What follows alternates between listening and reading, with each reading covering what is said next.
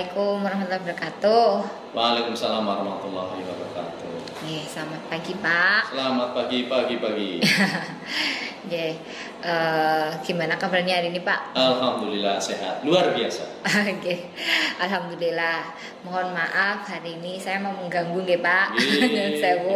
Hari ini saya mohon izin untuk mau wawancara dengan Bapak terkait dengan tugas saya sebagai calon guru penggerak, di mana saya harus mewawancarai 2 atau 3 kepala sekolah dalam menangani kasus dilema etika. Apakah Bapak bersedia? Bersedia sekali. Terima kasih Pak. Kita mulai aja Pak. Monggo.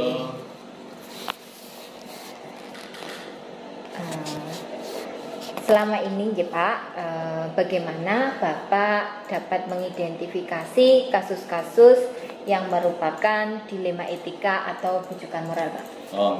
Untuk dilema etika dan moral. Kalau etik kan sopan santun, sedangkan moral itu hubungannya dengan norma-norma. Norma itu ada norma agama, norma susila, dan lain sebagainya. Nah, kalau berhubungan dengan norma, berarti kita moral itu tadi kita dalam keadaan situasi yaitu yang benar dan salah menurut hukum ataupun menurut agama. Sedangkan untuk dilema etika itu berhubungan dengan kebenaran, lawannya juga kebenaran. Untuk selanjutnya, selama ini bagaimanakah Bapak menjalankan pengambilan keputusan di sekolah Bapak, terutama untuk kasus-kasus di mana ada 2 kepentingan yang sama-sama benar atau sama-sama mengandung nilai kebajikan? Untuk mengatasi masalah atau solusi tentang hal tadi, yaitu kita harus mengidentifikasi dulu masalah yang lebih baik ataupun yang ada itu bagaimana. Kemudian siapa saja yang terlibat dalam hal masalah itu. Setelah itu baru kita kumpulkan data-data, fakta-fakta, sehingga diketahui data yang benar sesuai dengan apa adanya. Masing-masing juga kita wawancari ataupun kita tarik datanya itu tidak dibarengkan, tapi kita masing-masing sendiri-sendiri supaya lebih terbuka. Kemudian barulah kita mengambil keputusan, yaitu mengutamakan prinsip bahwa kekeluargaan dan musyawarah untuk mufakat. Seperti itu Pak.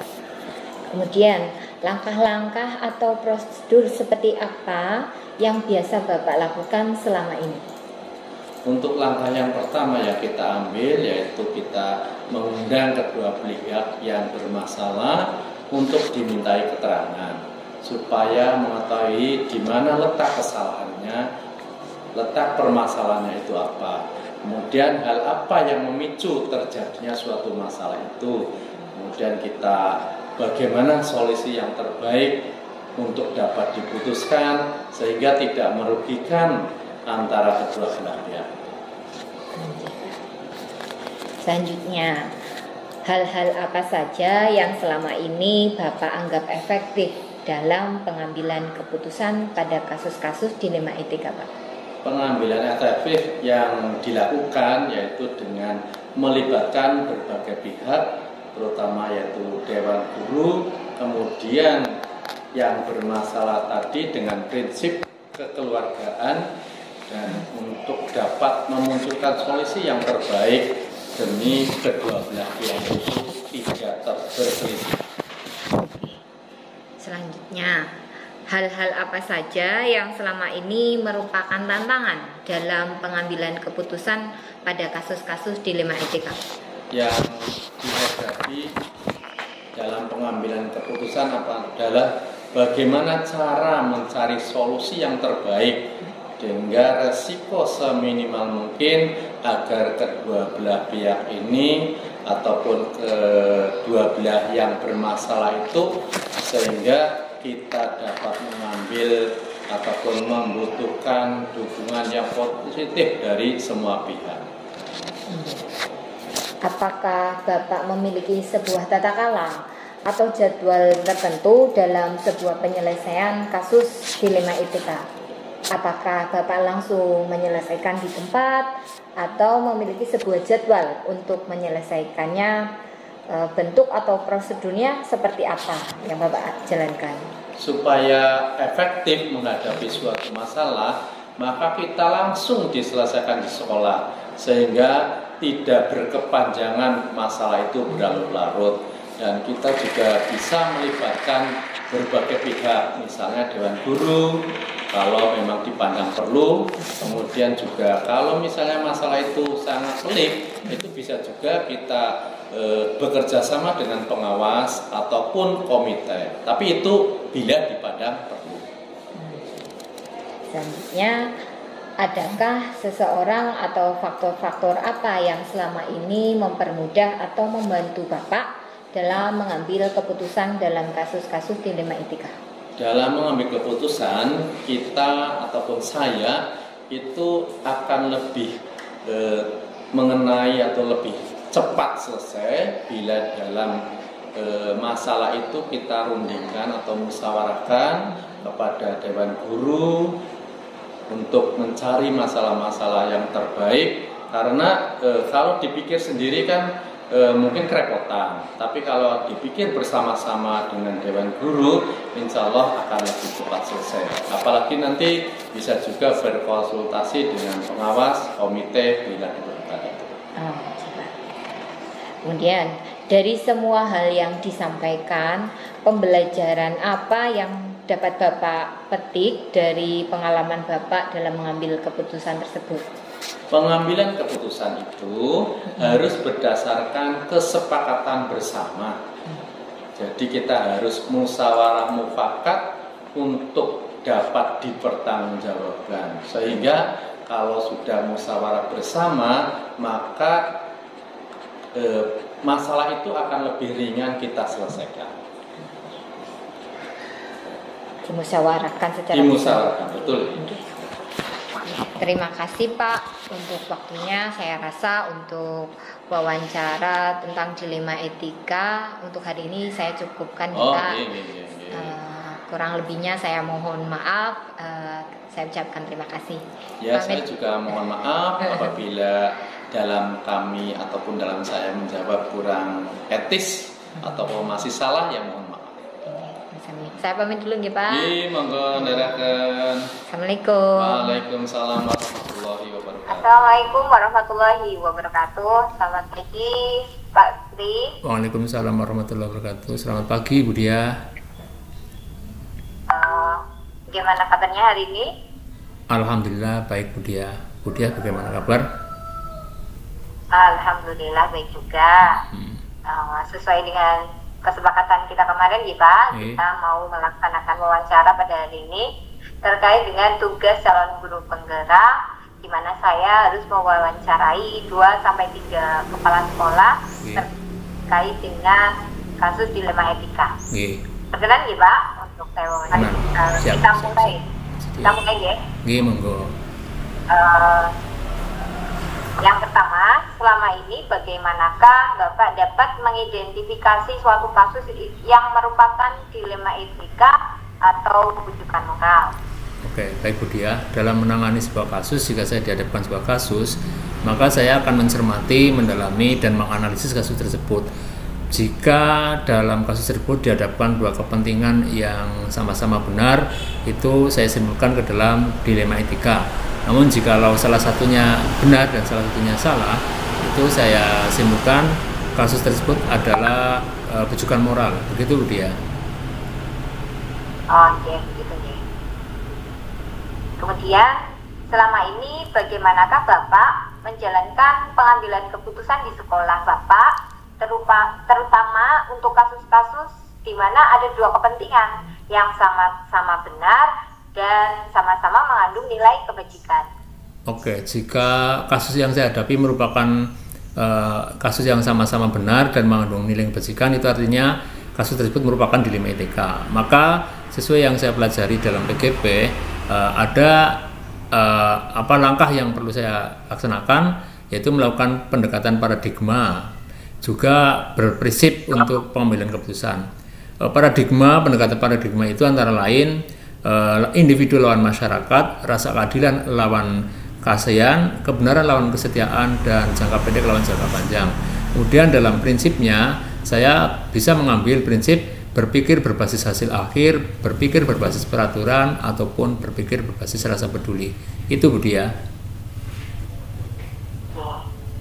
Kemudian langkah-langkah atau prosedur yang seperti apa yang biasanya Bapak lakukan selama ini?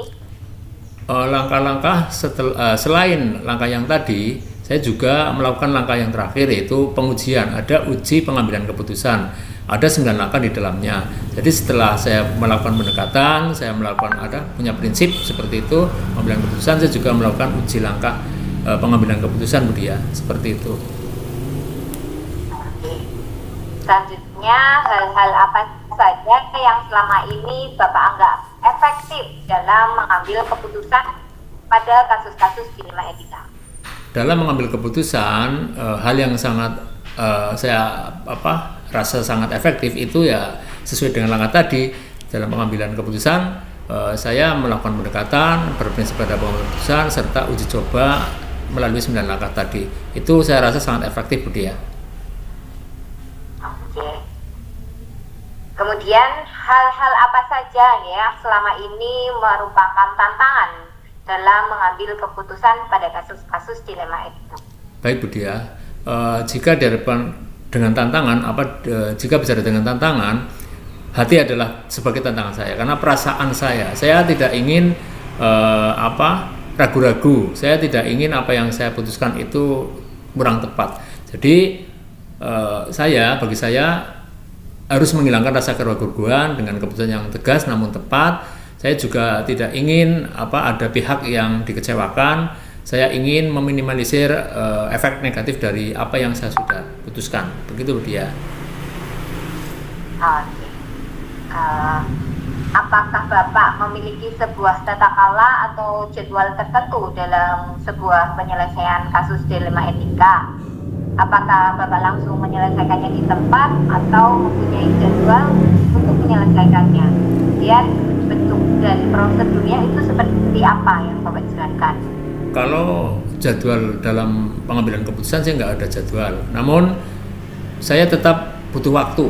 Ada beberapa saat waktu untuk melakukan analisis, melakukan langkah-langkah yang tadi saya sebutkan, agar apa yang saya ambil keputusan yang tepat dan tidak membuat orang kecewa, meminimalisir efek negatif. Itu Bu Dia. Jadi tetap ada tenggang waktu namun tidak dijadwal. Kemudian adakah seseorang atau faktor-faktor yang selama ini membantu atau mempermudah dalam mengambil keputusan dalam kasus-kasus dilema etika? Terima kasih. Saya selalu melibatkan teman-teman di sekolah saya dalam pengambilan keputusan, karena saya orang baru. Saya tetap selain menghormati, saya juga ingin berbagi informasi, saya ingin saling berbagi ide, berbagi masukan, sehingga saya selalu melibatkan rekan-rekan di sekolah saya dalam pengambilan keputusan. Dan saya harap dengan begitu keputusan yang saya ambil merupakan keputusan yang bisa dipertanggungjawabkan dan bermanfaat bagi semua lah. Seperti itu Bu Dia.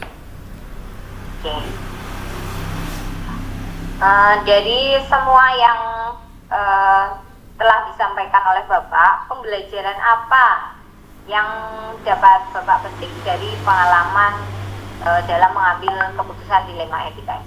Baik Bu Dia, dari apa yang saya laksanakan, dari yang saya alami, pembelajaran yang sangat penting bagi saya yang dapat saya petik adalah saya menjadi orang yang lebih dewasa secara pikiran maupun sikap. Saya juga harus belajar untuk menjadi orang yang bijaksana. Saya juga harus lebih santun dan tertata ucapan saya, perbuatan saya, karena saya dipercaya untuk memimpin instansi saya. Begitu Bu Dia.